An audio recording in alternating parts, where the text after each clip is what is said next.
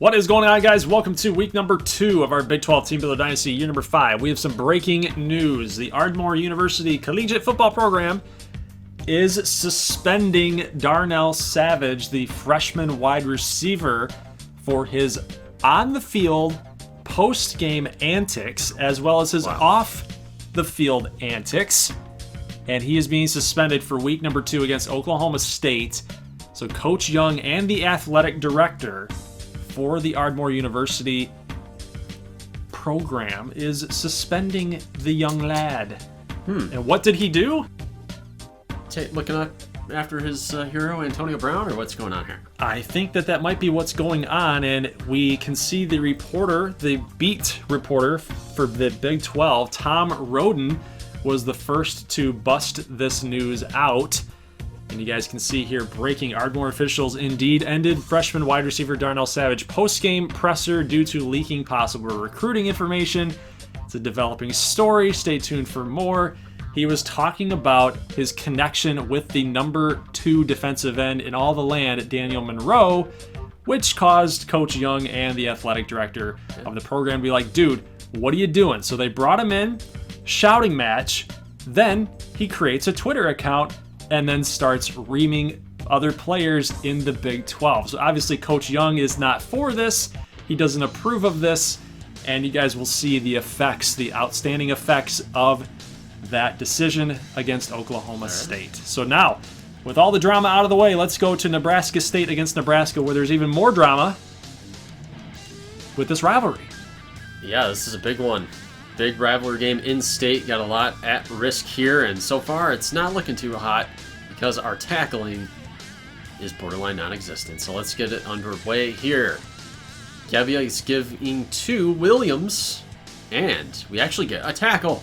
Oh, I'm pumped up. I am so pumped up right now. Not only a tackle for a loss. Unbelievable. 2nd and 11 here. Pass complete to Woods and another missed tackle. And unfortunately, Maurice Woods gets out of bounds. And that's going to be a first down for Nebraska. Here's Williams getting to the second level. That's good for 19.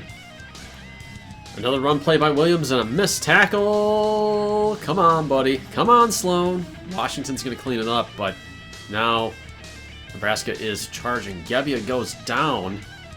Nice hit there. It's going to be Justin Fisher, defensive lineman. And they go to the fullback. Wow. That fooled us. Dixon had the lane right there, and just unfortunately the fullback with that nasty little cut move. Yeah.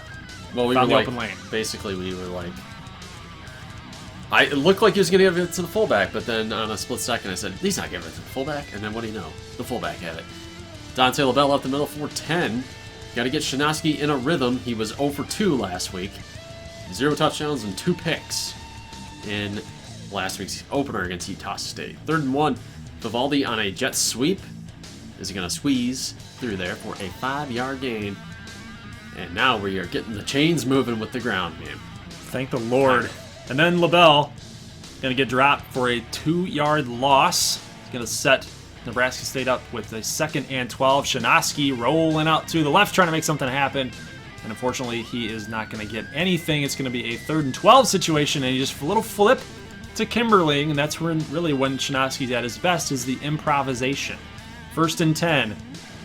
Little read option to LaBelle up the middle for no gain. So this Nebraska defense is stalling Nebraska just a little bit. Kimberling for 18. Right there. Got 2nd and 6 here. Ben Shinoski rolling out on a play-action bootleg. He's got Seamus O'Regan at the Baylor Seamus. I think that's my Scottish coming through again. 1st and 10. Shinoski rolls to his left. And we dodge him. We wanted X right there. Oh, man. I think we had another guy in the end zone I was waiting for, but we hit Derek Smith. 2nd and 1.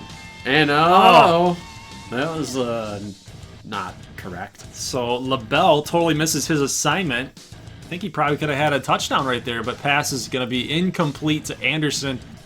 But we are just going to go conservative here, take the easy 3 points, and our new kicker, Dorsey, goes right through the uprights. We have a studio update, by the way, here. Yes, number 4, Stanford, goes down to Cartier Thomas, former custom recruit quarterback, with Stan Leach.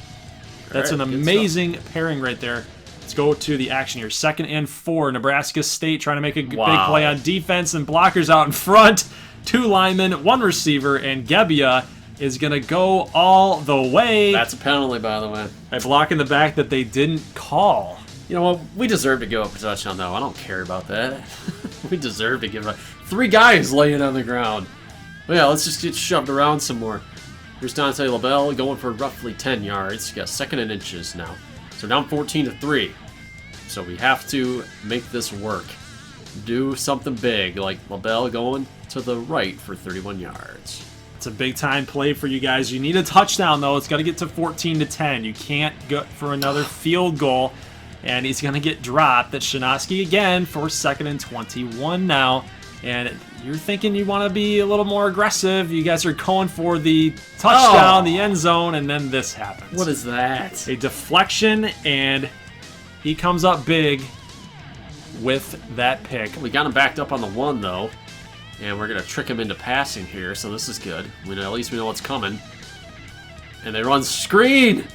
And he's running out of the end zone. Wow, so just a little shuffle right here, going out of bounds. Wow. Okay, I'll take it. 2 points. Good job, boys. You just pulled a Dan Orlovsky on you. Nice. Derek Smith with 22 yards there. So we are at least in positive territory. 3rd and 7.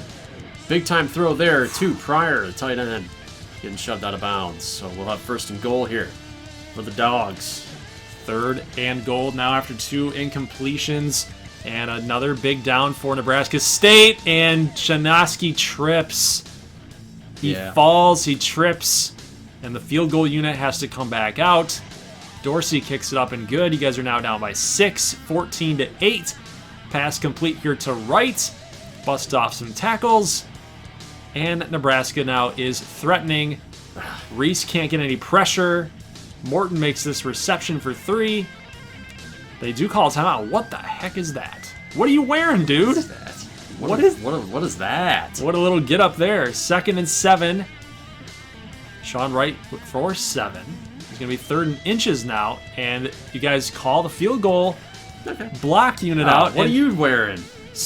How does he look? How does he look, guys? Polka Dot Saturday, man. Oh, wow. Okay, 17-8. Ruby Husker likes it. We are under a minute now. Trying to make something happen here. 3rd and 10. Let's do something, boys. And Prairie with the drop. Oh, you can't have it. You can't have it. Killing me right now. Now 36 seconds for Nebraska to make something happen. And Gebbia is looking downfield, and Reese can't make the play. Oh, man. So all that to land inbounds and burn a timeout. Could have just gone out of bounds. So let's check this out on replay here. Got him hit up there, and somehow the physics engine says, nope, you're not going to go out of bounds. You're going to stay in. I'll take it. And the clock is going to keep running. Like call timeout. Right. 25 seconds here. 1st and 10. This pass is going to go out of bounds to Sean Wright for 7. Or was it? Was it a catch? They're actually going to give that to him. Yeah, we freeze it right there. That was not. From our angle, that didn't look like a catch. It didn't look like he had his feet in bounds there. The last picometer of his cleat was touching a grain. Those little tire grains. Here's Keyshawn Johnson down at the 1 yard line. 1 yard line. And Nebraska elects to go with the Pat Narduzzi School of Coaching and kick the field goal. Look at this. He's like, why did you do that? Go for the touchdown. He was happy. He was worshiping their head coach. What a great, prostrating himself. What a great play call. Dante LaBelle on read option. That's our bread and butter right now, man. It's working. It's working for this Nebraska State offense. Gotta stick to it.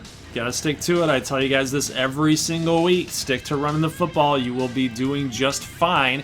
That's what you guys do here. You got blockers out in front. Jamarquise Kimberling with the speed option reception for the touchdown. But a clipping call is going to send you backward. It just doesn't end for Nebraska State. You're shooting yourself in the foot. And the referee's like, sir, I can't take you seriously when you're wearing that. Clint Langford giving him a piece of his mind, but he looks ridiculous. Sir, you look ridiculous.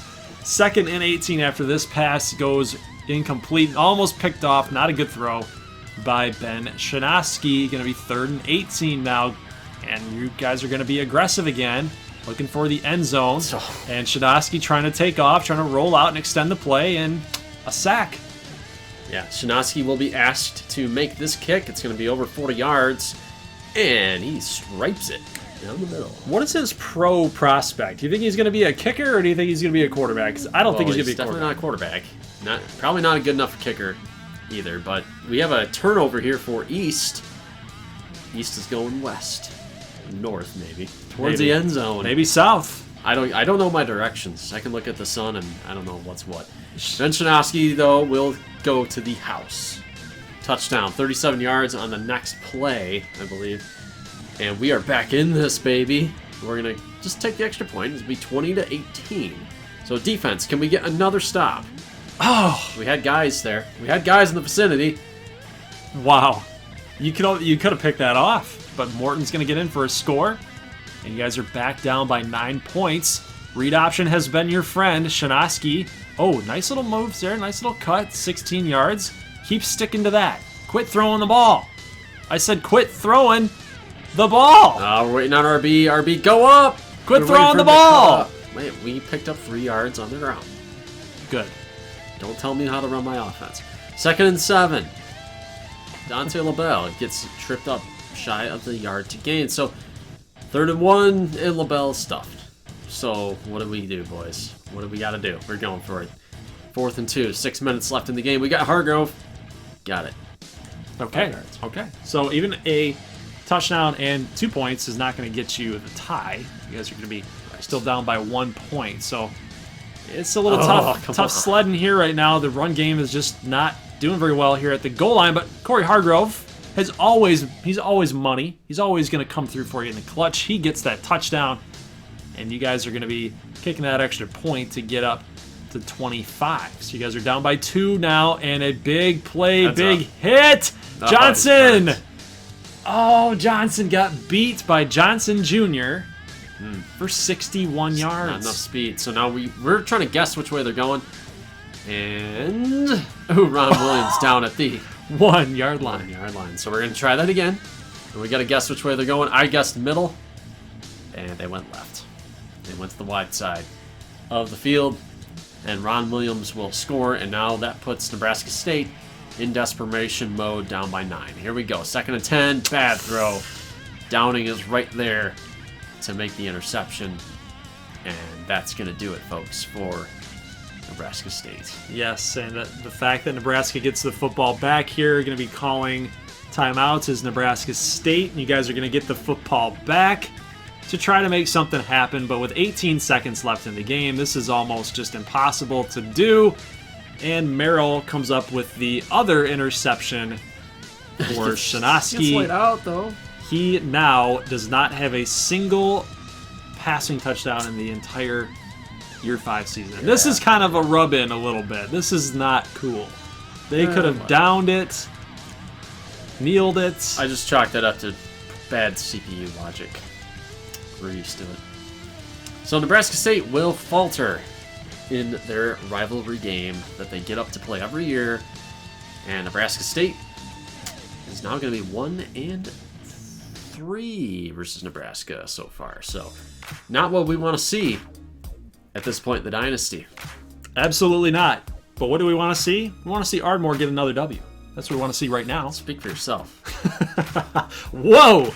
Shots fired. Shots fired. We're obviously the better team at 93 overall against this 88 overall team, Oklahoma State. But they do run that hurry-up offense, which always seems to give me fits. Always seems to give me some problems when I'm trying to stop that. But we're going to try to stick to that ground game a little bit more than we did against Texas. Try to get Xavier Wiggins, Brent Guerrero, Odell Streeter, the three-headed monster, back involved into our offense, with Darnell Savage being out and on the sidelines, not playing. So you guys can see Guerrero is going to get the call here. He's going to pick up 9, and we're just running the football. We're pounding the rock. We're going to go back to Xavier Wiggins, and he's going to get a big gain here for 8 yards. We haven't thrown the ball even once yet. Even right here, going to do a draw play. We get 10. This is our first passing play of the night, or the afternoon, and Brian Washington, boom. It's the same play that we ran against Texas. I absolutely love that play call. You run, and then hit him with the play action, and Brian Washington gets that touchdown. Huge throw, for Stanfield, and great catch by the third string wide receiver. Oklahoma State, their first possession here, 2nd and 8. Ellis, a little pump fake, looking for the fake screen. They go back to it. Brown is going to get 2 yards, 3rd and 6. Wow, really creative offense for Oklahoma State. Hand makes this catch for 9. He's going to pick up the first down. So it just doesn't seem like we can stop Oklahoma State's offense right now, even though you're calling it very vanilla. Let's going off of that little screen to Kyle Brown for 2 yards. But now Ellis has got all day. Going to find... Oh, no, he won't. I thought he was going underneath, but he got a drop there. 2nd and 10. Oh, he's open. Oh, Schultz. but he drops it. Can't make that one either. So the athletic tippy-toe catch in the corner, trying to make it. Screen. Unfortunately, couldn't. And Michael Ellis going to get sacked here by James Jamison. James Jamison, okay. Son of James? Yes. Brian Washington for 23 yards on this play action. I love the play action right here with Stanfield. He can sling it, and watch this throw to Willie Nelson, the freshman who had over 100 yards in his debut as a Thunderwolf, is already on track for that again as he gets in for another touchdown. So it's going to be 14-3. Ardmore is up. 2nd and 7. We're bringing the pressure on Michael Ellis, and he's just going to throw it away. It's currently 10 of 13 on this Ardmore defense. 3rd and 7. We're going with zone defense and pressure on Ellis. He throws it away again. This Ardmore defense, guys, is tenacious against Oklahoma State. We got another play action throw here. Stanfield is going to get dropped for a 6-yard loss. That's Taylor with the sack. 2nd and 16, and pass is going to be picked off by Charles. Stanfield makes the tackle. Not good. Not good. I understand it's only 8 points. But you don't want to be making those terrible decisions. Fred. We got another Fred in the house. Fred Arnold gets a clipping call, so they are going to get moved backward just a little bit. We got 4.5 minutes here left in the half. Going to the run, it's going to be Hubbard up the middle. Chuba. Is it Chuba? I'm going to go with Chuba. Let's go Chuba Hubbard. Chuba Hubbard. 2nd and 2. And McKinney had the lane right there, but a nice little chip block is going to not allow him to make that tackle. But good tackle by Apollo Warren. And then, McKinney. Kill him. McKinney actually ran right into that animation, which paused Ellis there to make that sack. So nice job by Ardmore's defense, I guess. 18-yard catch for Willie Nelson, and here's another deep throw. Oh, he had him. If he had just that ball, man. little bit more throw power, I think that he would have threaded the needle in there and gotten that touchdown. Here's a pass complete to Ryan Markham, the tight end, and we're going to get up to about the 10-yard line, maybe the 9. 1st and goal, Stanfield, a little bit of pressure. Not good. Not a good throw. You don't want to throw another interception here, Mr. Stanfield. Here's a pass incomplete. Kevin Brewer with the deflection. Getting lucky so far, man. Just a little bit. 3rd down screen. And you go the other way to Streeter. Yeah, he was trying to bust off those 3 tackles. Just couldn't do it. But we're going to settle for the field goal. And there we go. 17-6 at the half. So to say that we're missing Darnell Savage, I say that we are missing him just a little bit, because I feel like this game should be a little bit more out of hand than it is. Our defense has played well, as Josh Miller, the cornerback from Florida, who is considering UCF, that we poached. We poached him. Stanfield going to throw deep to Brian Washington for another touchdown, and off that turnover, we get a score. This Ardmore offense right now through the air is doing pretty good. Yeah, I like what Stanfield's doing so far in this game. You are going all Pat Mahomes on this defense. A lot of deep bombs. It really does look like that, doesn't it? So we are up 24-6. Diggs trying to get that interception animation going. Just didn't happen. And they're going to pick up a big gain. McKinney takes a bad route to the football, at least to the ball carrier. That's Chuba Hubbard with 14. It's going to be 2nd and goal now after a pass goes incomplete. Slants, hooks, curls, everything in the works for Oklahoma State.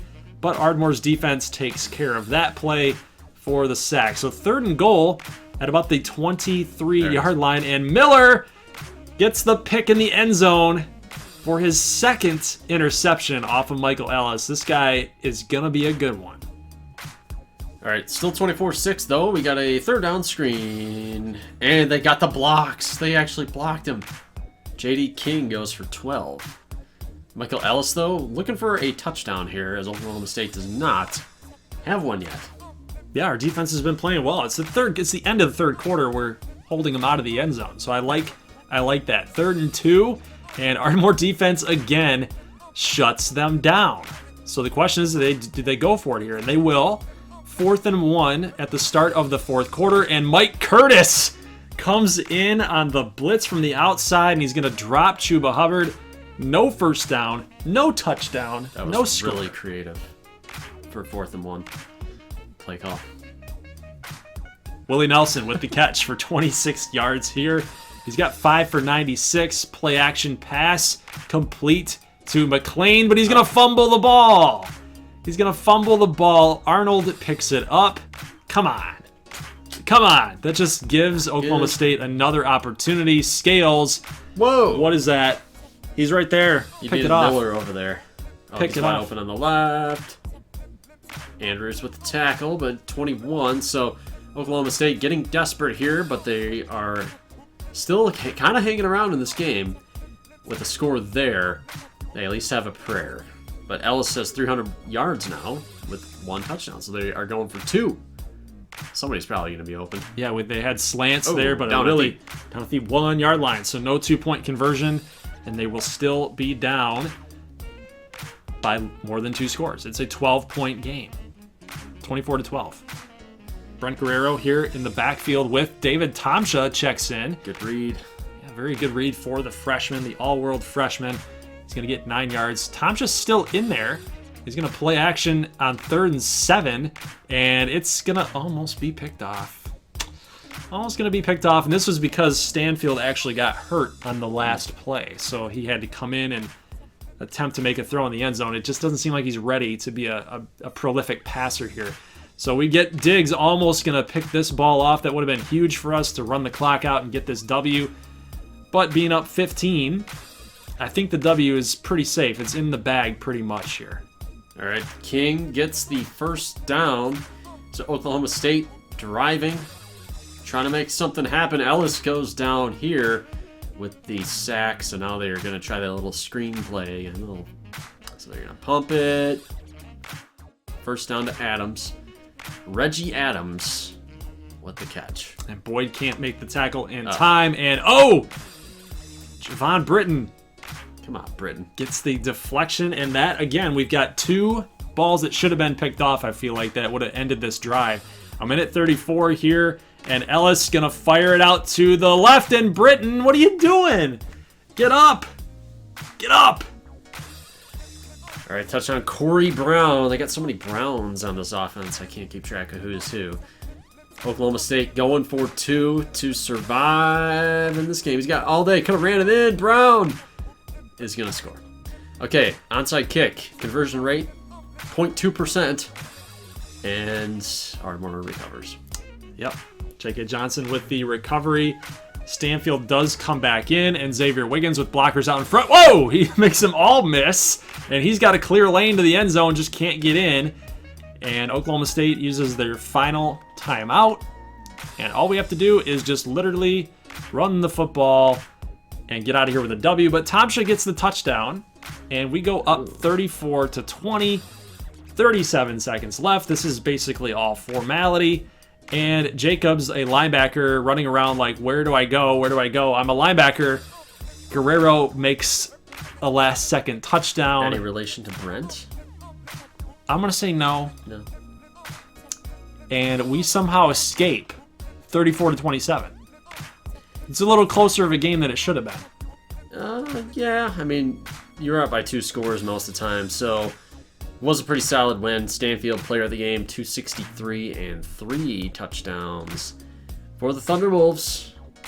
The Thunder Puppies are getting it done. So we have another rivalry game here between Uba and Tulsa. Yeah, Broken Arrow taking on the Golden Hurricane.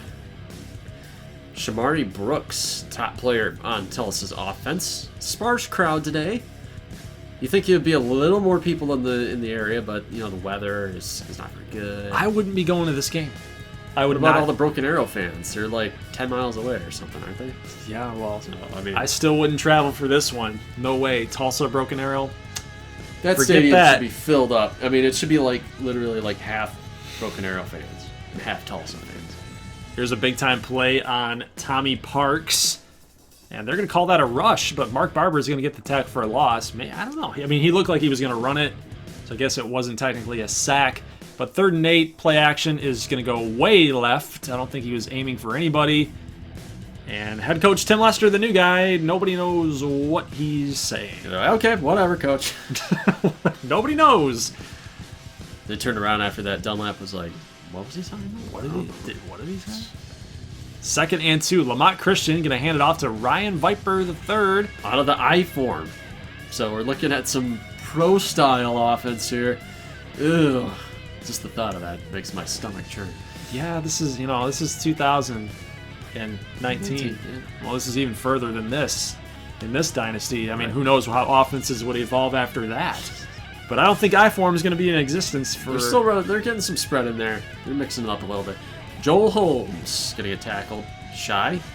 And, all right, still 3-0 here in the first. Here's Lamont Christian, another set of downs. And he's going to lose that football, baby. This looks familiar. Back to old habits. Old habits die hard, as they always say. And the fumble is going to be recovered by Tulsa. Carey with the forced fumble, and now they are in scoring position here. And Shamari Brooks with the blockers out in front. They've already got 80 rushing yards, does Tulsa here in the first quarter. So Broken Arrow's defense, something that... Torn ACL. Yeah, looks like it. Yeah, Broken Arrow's defense that we thought was going to be pretty good this year, they've already given up 80 yards on the ground. Just not good. And then blockers out in front here on a little... What is that? You got to make some plays, man. You got to get athletic. Yeah, he made a pretty good cut, though. You know, I mean, usually those guys are going to walk right out of bounds, but he barely kept his feet in. Uba missing faintest 9 already. I was just going to say that. That's the first thing I thought of when I saw that safety not coming down to make that play. Joel Holmes with this catch out of bounds. So Lamont Christian trying to bring his team back in it. It's complete there to Daniel Yancey for 15. Zach, I can't believe I caught that. There's a lot of guys still on this team that were factors in that Big 12 championship team, like guys like Yancey. Oh! So they know how to do it. Joel Holmes was playing on that team. Some of these offensive linemen were on that team. So there's some guys that have had a taste of success, and they're looking to get some more here. That's a great catch, though. And to fall forward into the end zone. 10-7. Here's Christian still attacking that defense. Quincy Booth makes the catch, the big tight end. Here's Christian deep. Oh, Quincy Booth. He powers through and just gets over the goal line. And Uba on that play is now going to take the lead, 14-10. He's a big dude. Did you see those arms? Yeah. And no gloves. No gloves. No gloves. There's Tim Lester cheering on the guys. Broken Arrow has a 4-point lead over the rival heading into halftime, rather. There's a tight window. Yancey goes up and gets it. I mean, he's got a lot of size, so he's a big dude. That's just trusting your receiver. Yep. And there's Hurst. Chris Hurst. That's a new name we have not seen. He's going to make that catch for a touchdown. There might be some things to be excited about if you're a Broken Arrow fan. A lot of unsung guys that are making some plays here in this game. It didn't look too good at the start, but now it's kind of favoring Uba just a little bit. It's 3rd and 7. Shamari Brooks goes out of bounds. And Tulsa, what do? Do you go for it? They are. They're going to go for it on 4th and 6 with 6 minutes left to go. And the pass is going to get broken up. A great play right there by Uba defense. And they're going to hold. Let's skip ahead. We got 2 minutes left. Still 21-10. Tulsa trying to drive and get a score to keep themselves in the game. 2nd and 7. And we get a false start called on Tulsa. Now they're imploding. Yeah, it's not looking too good here. 3rd and 12. Screen. Screen, baby. With the game on the line. They do pick up 10. So that will give them a chance here. 4th and 2, and the game on the line, they run it up the middle. Okay, so this game is not over. It's not totally in Broken Arrow's hands right now. Bob Penn. Bob Penn makes that catch. Here's a pass complete up the middle to Eric Wood. 3rd and 1 now. Tulsa dropping back. Oh boy. Going to go out to the left and almost picked off by 2 Broken Arrow players, and they can't come through. 4th and 1. Almost jumped offside. A read option. Going to pick up the first down at the 1-yard line. Forces Tulsa to call timeout, and they're running offhand sprint out, and Jeremy Fort is just going to punch the ball like he is Mike Tyson. Why didn't you pick it off, dude? You had a pick 6. Why pick it off when you can just punch it, man? Just like that. Tim Herring with a 0-yard reception. Hey, did you time that with that touchdown? That nice little smack? Maybe. I don't know. Tulsa's got to go for it. This video has the most drama. I'm starting a new hashtag. Hashtag drama, not drama. Because you get all these teams that are down by 2 scores with like under a minute, and you have no chance of getting the onside kick, as Tulsa did not accomplish there. So, I mean, who cares? Who cares? Nebraska State, you're not coming back to beat Nebraska. Oklahoma State, you're not coming back to beat Ardmore. And Tulsa is not coming back to beat Broken Arrow. That's how it goes. That's the way of the world. Week 2 is in the books, and Shreveport continues their winning ways behind quarterback Rasheed Davis. They opened up a can of whoop-ass on Southern Miss, 52-14.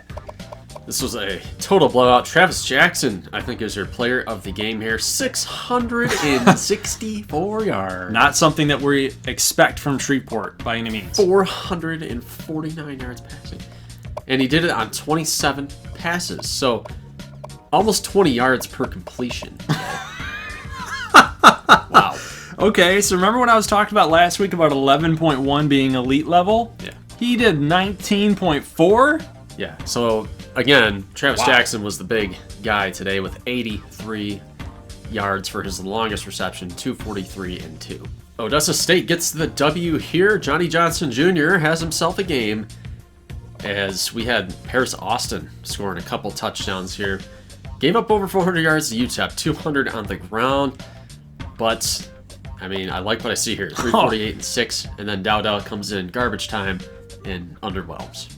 So I think we know who the best option is. Yes, it's Johnny Johnson Jr. by far. 6 touchdowns. Wow. I mean, that keeps up with the Odessa passing attack that we've known to come and love, but no turnovers either. That really helped Odessa in this matchup. Orlando Austin got the most carries out of this backfield, only 3.2 yards per attempt. Well, he was suspended last week.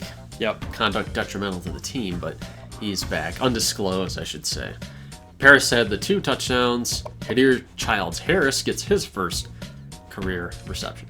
Denver Tech, 45-6 on the blue turf in Boise. They just did not stop. They laid the gas pedal on, and they just took it to Boise, guys. 154 yards of total offense for Boise State on their own turf. That's harsh, man. And then when you look at Denver Tech's offense, 435. Look at Alex Makovich, 15 of 17, only for 159, 2 scores. But it was on the ground that, again, did their opponents in. 2 touchdowns for Makovich, 113 yards on 10 attempts. 10! Most of the time you see that with 20 attempts. But he had 10, and he did that. Nick Burns went nuts. Wow. 67 with 2 touchdowns. So Denver Tech killing Boise with balance. Boise State is yet to beat Denver Tech in this rivalry in our dynasty. A little bit closer of a game than it really needed to be. Oklahoma State scored 21 points in the 4th quarter after only scoring 6 in the first 3 quarters. So they had a little bit of a late charge comeback.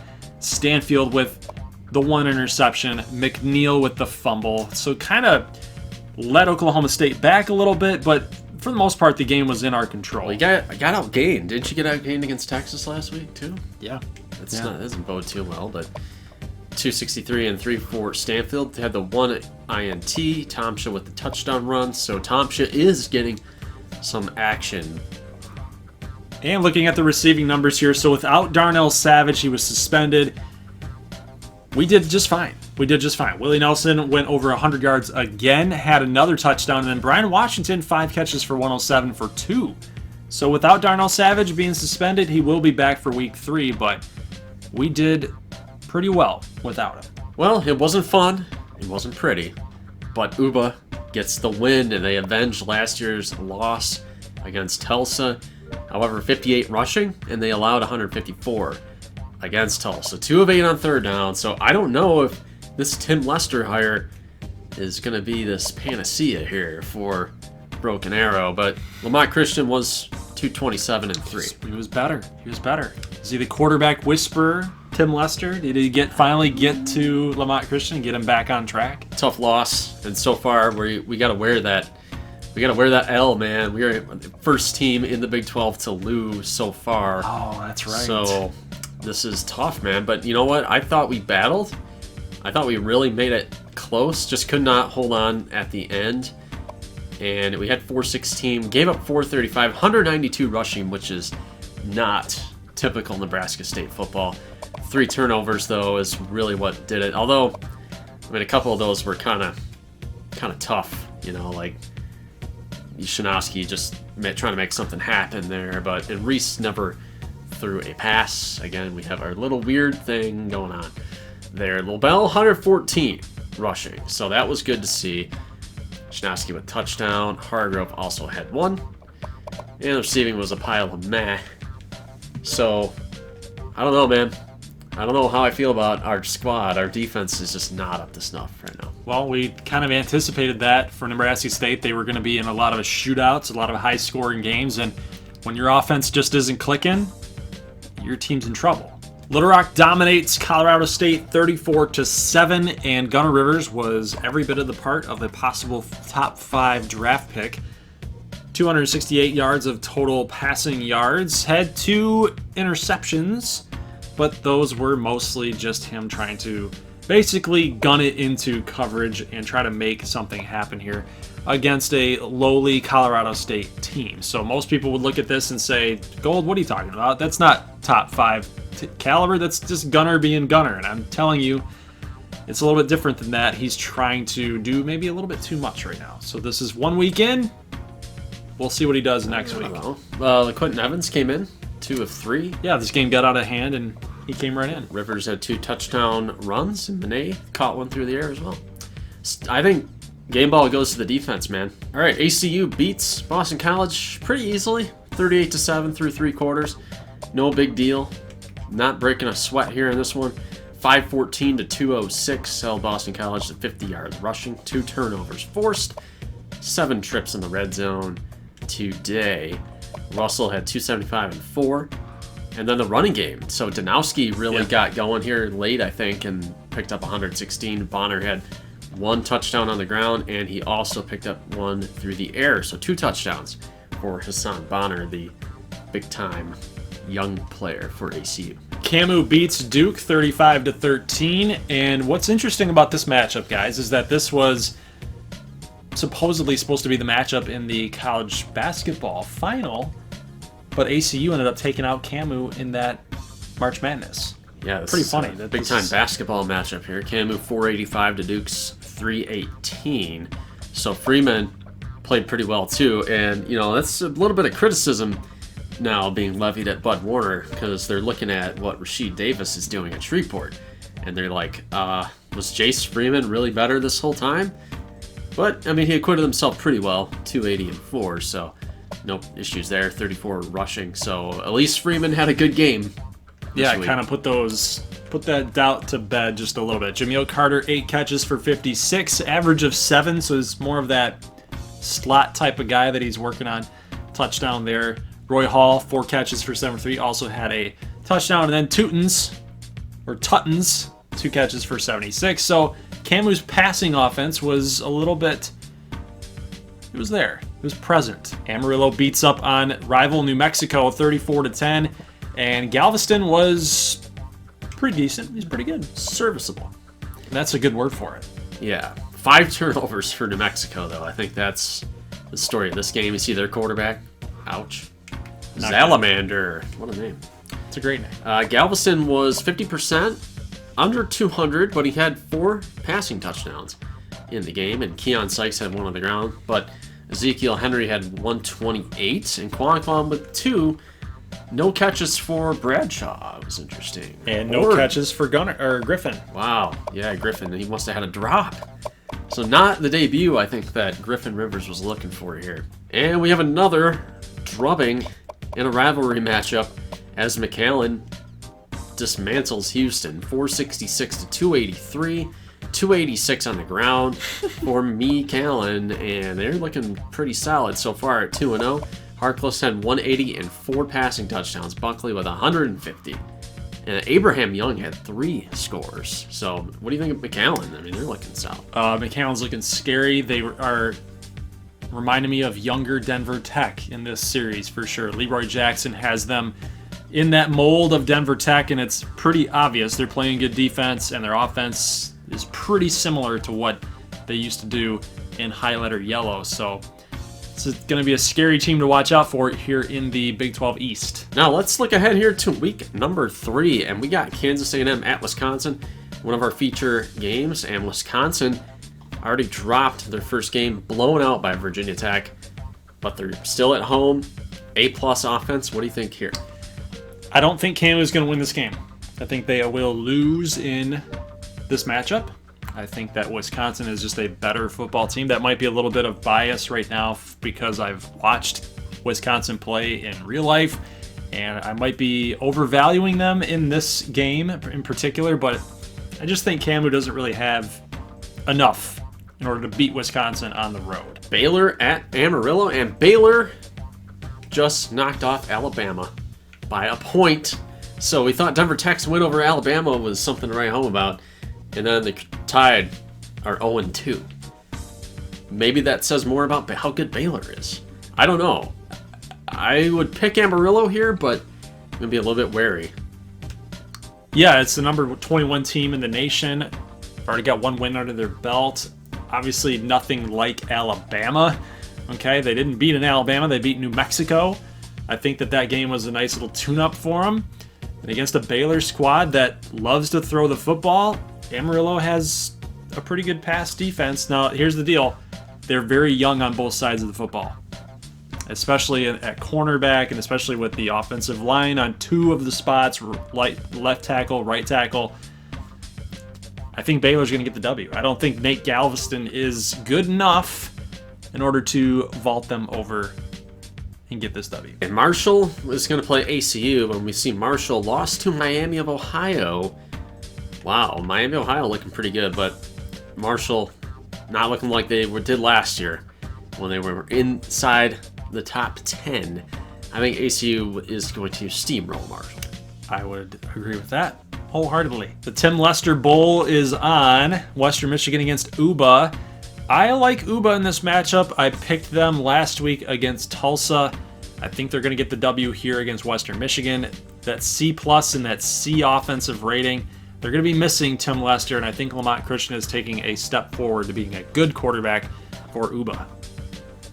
Okay, well, I'm going to go a little bit of an upset here. I will take Western Michigan because I did not really like what I saw out of Broken Arrow in that game. It was pretty pedestrian on all fronts, and I don't like the way the run defense played. Only advantage, well, Broken Arrow has more talent, but one advantage that they have is they're at home. Another one is that Western hasn't played yet. Advantage maybe to go to Western there because they put nothing on tape, and they might have the capacity to surprise. He's going with the hot take, guys. He's going with the hot take. Yeah. Maryland at Little Rock. This is a very interesting game. We have a lot of Big Ten teams that the Big 12 are taking on so far in this season. At least in this week, we're taking on Wisconsin with Camu. And I don't know, Little Rock looks like they're the better football team. They have a B+ defense, an A rating on offense, mostly because of Gunnar Rivers.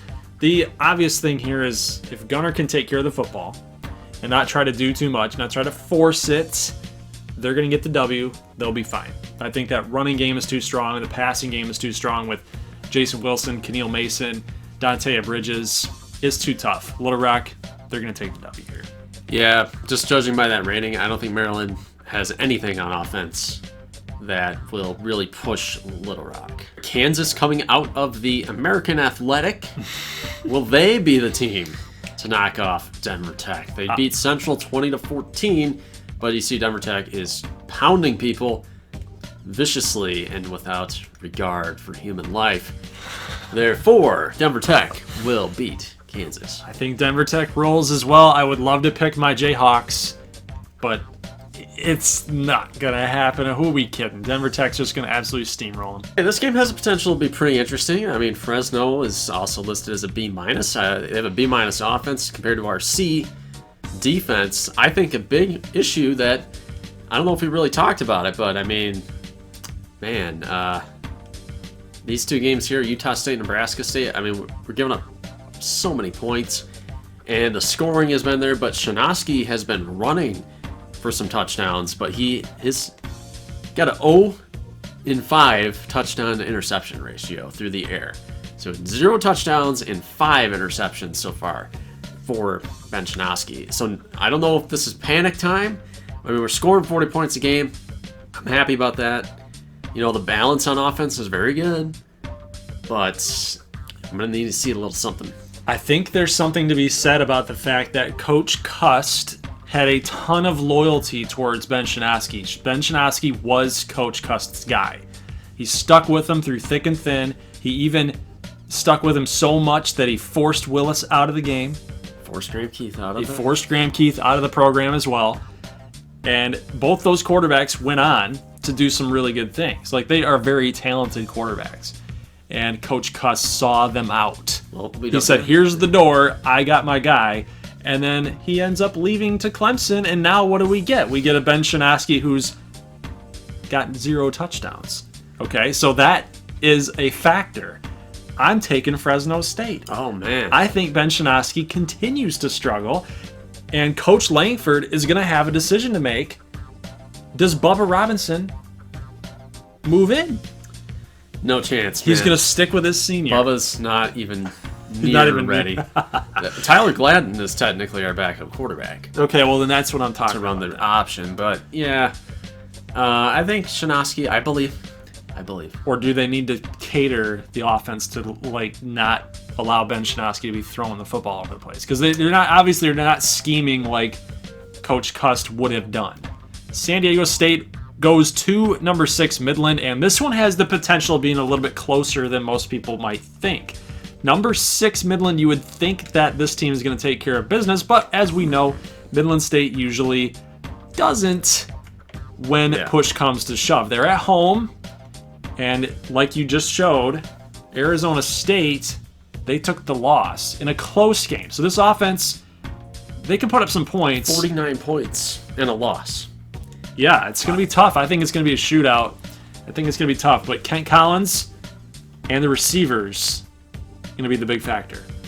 What do you think? What do you got? Yeah, I mean, Midland's got a lot of new faces on offense, so you got guys like Kyle Wagner and those guys. I think they're going to have to lean on them, lean on the running game. Definitely have more talent than San Diego State, but I do think it'll be close. Midland coming into this game at home as 11-point favorites. You guys better be taking San Diego State against the spread. With the points. Now, here's a team that has not even taken a snap yet. It's Louisville. 0-0 so far for the Cards, so we don't really know what to expect. McAllen up to number 19 in the nation. 336 yards on the ground so far in the early going. I think this is going to be all McAllen here in this one. I would agree with that. I think that rushing attack is way too difficult to handle. I don't think Louisville is as talented whatsoever. I think Harkless Blair has a good game. I think Buckley has a good game. Derek Wade has a good game. The whole offense for McAllen is just going to do really well. All right, guys, so that's going to be the conclusion of week number 2. Make sure you're checking out in the pinned comment below and in the description to access the week number 3 Google Forms to make your guys' picks, and as well as check the standings post week 2 action. So which games are we going to show that are going to be on tap for Saturday?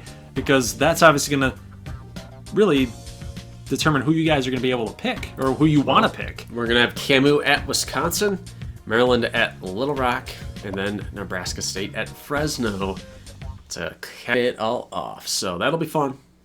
Yep. So, guys, we will see you on Saturday. Leave a like if you like this thing. And as always, peace.